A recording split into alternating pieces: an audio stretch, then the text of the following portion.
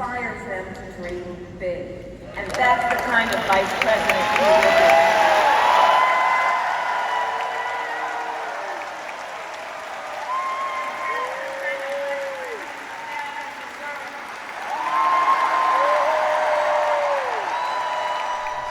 We're out here today in Pennsylvania ahead of this Kamala Harris rally. Can you tell me a little bit more about why you decided to come out? Sure. I've been a lifelong Democrat, and seeing the enthusiasm behind Kamala in the last couple of weeks is really exciting. And having named her VP today, I'm here to support and get ready for the next 94, 95 days that we've got left. Absolutely. If elected, she would be the first female president that we've had. You're obviously a woman. Can you speak to the significance of that? I'm a woman and I'm raising a daughter, and to see that in our lifetime that could be something that happens is unbelievable. I'm actually a part of the Chester County Democratic Committee, and part of why I got involved was to help see that happen so that my daughter can grow up in a world where it's possible. Absolutely. I want to ask, is there a particular political issue that she speaks to that especially excites you? I first got involved when Roe v. Wade got overturned. Wow. I spoke at a rally, and one of the things that I said was we all have to get involved or we're all going down. And here I am a few years later. So making sure that the women in this country have a right to do what they want with their bodies, where no one's religion but their own makes those decisions, it's a big part of the reason I'm here. Absolutely. The last quick question I want to ask you about was the situation around her becoming the presumptive Democrat nominee. Was Joe Biden having very bad debate performance and then Democrats kind of behind the scenes replacing him? What do you think about the situation of her becoming the Democrats' presumptive nominee? Well, I will start with, I got the opportunity to meet Joe Biden when he was here in Swarthmore right after the State of the Union. I shook the man's hand. He hugged the friend that was next to me. He's a good man, and he would have been a great leader for another 4 years. However, at this moment, it's time for all of us to come together and make sure it's not Trump 2024. So is it fair to say that you were happy to see Kamala be the presumptive nominee instead of Joe Biden? I think instead is a very strong word. I think Joe would have been a great leader for another 4 years, but if the party has made the decision that Kamala is the one to get in the office, I'm behind her. Absolutely. And this is all to beat Donald Trump. Can you explain the significance of beating Trump to avoid another 4 years of Republican rule? I woke up the morning after he was elected and sobbed because I knew what it would be, and he turned out to be exactly as advertised. So whatever we need to do to keep that man out of the White House, that's what we're all here to do. Hey, Senator Fetterman, can I get your response to VP Kamala Harris's pick, Mr. Walls from Minnesota? Excuse us, folks. Can we please keep moving? What do you think? You happy today? It was amazing. They were literally, you know, it was like 10,000 people, and the floors shook. I mean, it was the energy, and Harris and Walls have demonstrated that they are gonna kick Trump's ass and that really, really weird J.D. Vance. I mean, the energy, it was amazing. Do you think there were any anti-Israel sentiment responsible for Josh Shapiro not being the VP pick? Oh, no, No. You don't think being Jewish had anything to do with it? It's like, I'm all about Harris Walls. Do you think being Jewish had anything to do with Josh Shapiro not being picked? Thank you for your time, for Senator. Can I ask you what in particular excites you most about Kamala? The idea of having a woman president, the idea of having a person of color. I think that the adage of a president needs to be pale, from Yale, and male needs to go away. And I think that a vice president that's been as progressive as Vice President Harris is something that the country needs to really advance in a really globalized post-technological society. Absolutely. Could you elaborate more on the significance of that? You're saying it's very important because she's black and female. You're saying that as a white male. Stereotypically, what has been most of our past presidents, what's the significance of that, having somebody who is black and female?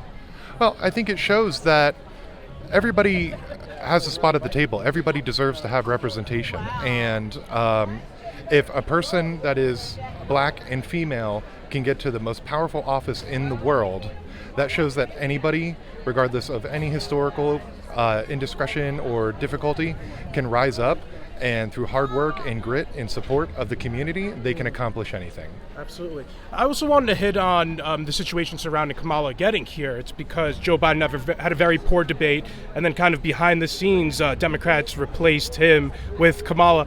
What do you think about Joe Biden being replaced by her after a bad debate performance? Well, I wouldn't say that it's exclusively a bad debate performance. That's kind of a loaded and leading question. However, I would say that the choice of the president to step down is not a historical anomaly. It's happened several times. President Johnson had happened by President Ford. So I wouldn't specifically say that it was the debate performance. I do, however, think that President Biden realizing that what was best for his party and what was best for the country and stepping aside to let a new generation of Democratic leadership lead on the Democratic Party was wise for everybody. And I commend him and applaud him for his several decades career in public service. Are you happy to see him step aside?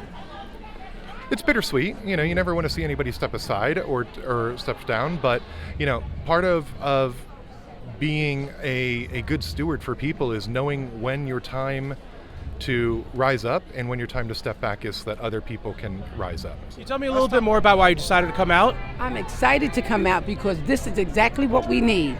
Trust me, I was riding with Biden all the way. I didn't care if he had intravenous, okay, and had a pulse. He was going to get my vote.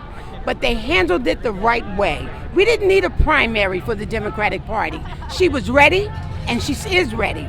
And the gentleman that she pulled to go with her as vice president is the perfect man. You said you were riding with Biden. What do you make about Democrats' decision to pull the plug on him? There were many Democrats who were still riding with Biden. But the bottom line is, he decided to make the right choice. He knew that the SWAT was coming with those hostages and prisoners and whatever else. So that had to be handled first. It's not what you do, it's how you do it and when you do it. Many Democrats were concerned about his mental acuity, as seen in the debate. What do you think of that? Was all that overblown? What do you think about his mental capacity? As far as his mental acuity for the debate, I felt like he was under the weather. You could tell he had a cold. He might have had taken some medication. But do you throw the baby out with the bathwater?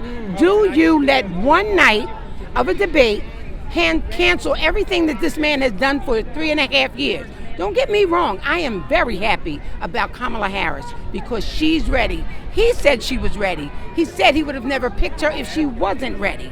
And now is the time. He did it. He bowed out gracefully. His legacy will be phenomenal for the way that he did it. How would you respond to somebody who says, you know, they had a Democratic primary, the voters picked Joe Biden, and then they're kind of just last minute switching him out for Kamala, who didn't receive a vote in any of the primaries? She received a vote when he voted for her. When he brought her in, that was more than enough. That was for vice president, not for her being president. It doesn't matter. We're going to show you better than we can tell you. Can I ask, how would you respond to somebody who argues that, you know, you need to support the so-called lesser of two evils and that Donald Trump would be much more pro-Israel and hawkishly pro-Israel than Kamala Harris would be? A vote for the lesser of two evils is still a vote for evil. I cannot be complicit in genocide. Do you think Kamala Harris would be just as bad on this issue as Donald Trump would be? It really doesn't matter because she's pro-genocide. Jill Stein is an anti-genocide candidate. Jill Stein is anti-war. There are other choices. This two-party duopoly is not helping us. But Jill Biden doesn't really have a chance in the upcoming election, so. That's your opinion and you're entitled to it, but others would disagree with you. Is there anything Kamala could do or say at this point to earn your support over? She could call for an immediate ceasefire and end all U.S. aid to apartheid Israel. Absolutely. And if not, then you will be withholding your support for her, despite the alternative likely being Donald Trump? Donald Trump is not the alternative. Kamala is not the alternative. There's a better world that we can have, and it doesn't involve corporate-sponsored politicians. Absolutely. We're out here today in Philadelphia ahead of this Kamala Harris rally. Can you tell me a little bit more about why you decided to show up? I decided to show up to be a part of history. I missed Obama when he came to my school, and I didn't want to miss this. I'm very excited about her, and so I just wanted to be and show my love and support and just hear everything she has to say and what she plans to bring. What are you excited most about Kamala Harris? Is there a particular issue or something she speaks to? Women's reproductive rights. I'm very excited about that, to make sure we still have them no matter what you identify as, no matter what you prefer to date or whatever the case may be, just making sure that we have autonomy over our own bodies. Absolutely. I want to ask you the situation around her becoming the presumptive nominee now. After Joe Biden's poor debate performance, the Democrats swapped her out for him. What do you make of that swap?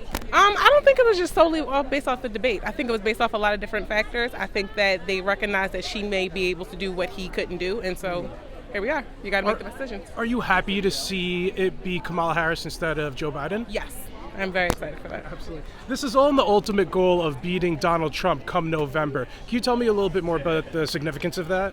I think beating Trump means beating his policies, and even ones that he doesn't even realize. He doesn't know what he's talking about. So I think it's more so about making sure that we go as far as we can go and not be stifled or brought back because of his policies or his cabinet. What do you fear most about a Trump 2024 presidency? Loss of my rights as a woman, as a black woman, and as a queer woman. KAMALA!